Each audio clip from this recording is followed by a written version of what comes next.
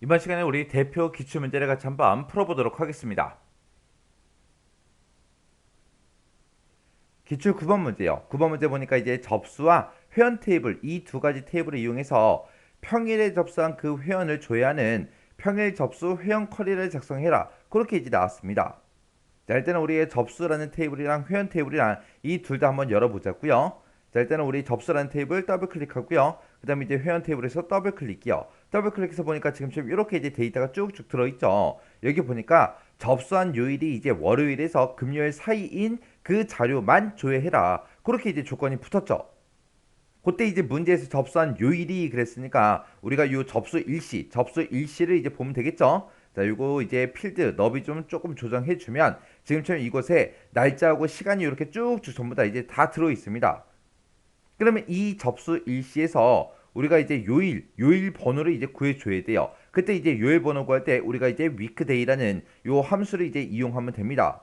그럼 요 weekday라는 함수가 이 날짜에서 이제 요일 번호를 구해 달라. 그거예요.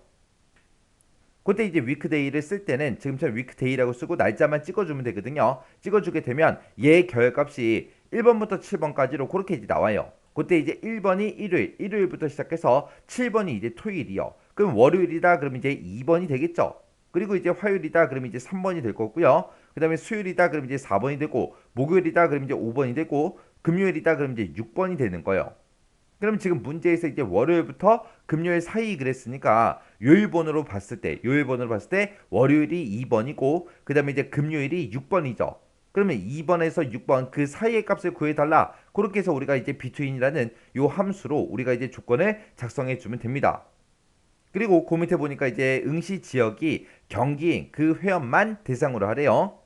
그때 지금 여기 보니까 이제 응시 지역하고 울산이다, 전남이다, 경북이다, 전남이다, 전북이다고 쭉쭉쭉 들어있는데 이 데이터들을 싹 다 나타내라. 그게 아니라 경기인 그 지역만, 그 지역의 회원만 그렇게 이제 대상으로 그렇게 이제 하라고 나왔습니다. 그리고 이제 쿼리 실행 결과 표시되는 필드와 필드명은 그림같이 이제 표시되도록 그렇게 이제 설정해라. 그렇게 해서 지금처럼 이렇게 이제 데이터가 나왔고 여기 보니까 데이터가 총 13개가 나왔죠. 그때 이제 필드 제목 보니까 화면상에 표시되는 거는 이름하고 전화번호밖에 없습니다. 자, 그럼 요거 이제 한번 작성 한번 해보자고요. 자, 일단 요 테이블부터 닫자고요. 닫기 누르고 저장하시겠습니까? 아니요 눌러주고요. 회원 테이블도 닫자고요. 그래서 이제 우리가 쿼리를 만들어야 되니까 만들기 들어가고 우리가 쿼리 디자인으로 들어가주면 되겠죠. 그럼 지금처럼 테이블 표시하고 이렇게 이제 대여 상자가 짜잔하고 떴습니다. 그럼 일단 접수라는 테이블 더블 클릭해주고요. 회원 테이블에서 더블 클릭이요. 이렇게 해서 두 개 테이블 추가시키고 테이블 표시 후 대여 상자는 그냥 닫아버리면 되겠죠. 그리고 우리가 이제 결과값으로 나타낼 게 이름하고 전화번호니까 이름에서 더블 클릭, 그 다음에 이제 전화번호에서 이제 더블 클릭이요. 그러고 나서 이제 실행시켜 보게 되면 모든 사람들의 이름과 전화번호가 다 출력됐어요. 왜? 조건이고 뭐고 아무것도 안 써줬잖아요. 그래서 모든 사람들의 이름과 전화번호를 다 출력했는데 지금 여기다 이제 조건 걸어줘야죠. 자, 문제 보게 되면 이제 접수한 그 요일이 그랬어요. 그러면 그 접수한 요일은 우리가 이제 접수 일시에서 이제 가지고 올 거예요. 그래서 접수 일시 일단 더블 클릭해서 추가시켜 주고요.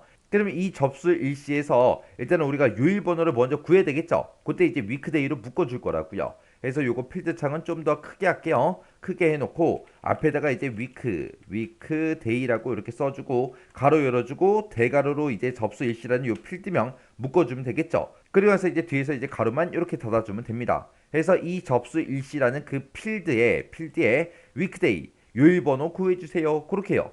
그렇게 해놓고 일단 실행 한번 시켜볼게요. 실행시켜 보니까 지금처럼 요일 번호가 쭉쭉 나왔습니다. 그러면 2번도 있고 4번도 있고 7번도 있고 5번도 있고 다 있죠. 그럼 우리가 이 요일 번호를 구했을 때 월요일부터 금요일 그랬으니까 이제 2번부터 6번 그 사이 값만 이제 구해달라. 그렇게 해서 이제 조건 써주면 됩니다. 그래서 우리 디자인북이 다시 들어가고요. 그래서 그 밑에 이제 조건 쓰는 칸이 있어요. 여기다 우리가 이제 between 하고 이제 써주면 되겠죠. 그래서 between이라고 쓰고 e and 6하고 그렇게 이제 써주면 됩니다.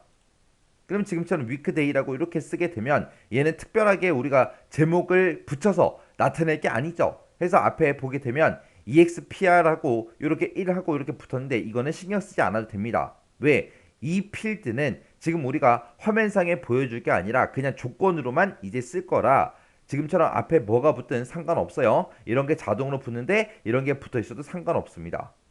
그리고 지금처럼 이렇게 이제 조건만 맞게 써주면 돼요. 그래서 일단 실행 한번 시켜보자고요. 실행시켰더니 지금처럼 2번부터 6번 그 사이 값만 나왔어요. 지금 여기 보니까 아까 7번이 있었는데 7번은 안 나왔잖아요. 자, 그러면서 이제 디자인 볼게요. 디자인 볼게 눌러주고 그 다음에 두 번째 지상 보니까 응시지역이 이제 경기인 그 회원만 대상으로 해라 그렇게 나왔죠. 그러면 응시지역도 이제 추가 좀 시키자고요. 여기서 이제 우리 접수라는 이 테이블에 보게 되면 응시지역이 있어요. 요거 이제 더블 클릭이요. 그리고 나서 이제 일단 실행 한번 시켜보자고요. 실행시켰더니 모든 응시지역이 다 출력이 됐어요. 근데 우리는 경기인 그 회원만 대상으로 할 거죠. 그래서 디자인 보기 들어가서 이 응시지역도 우리 조건 쓰는 칸에다가 경기라고 이제 쌍따옴표를 묶어서 우리가 이제 입력해주면 됩니다. 이렇게 해서 우리가 조건을 써주면 끝이에요. 그래서 일단 실행시켜 보자고요. 실행시켜 보니까 응시지역이 전부 다 경기인 것들만 그렇게 이제 출력이 됐죠.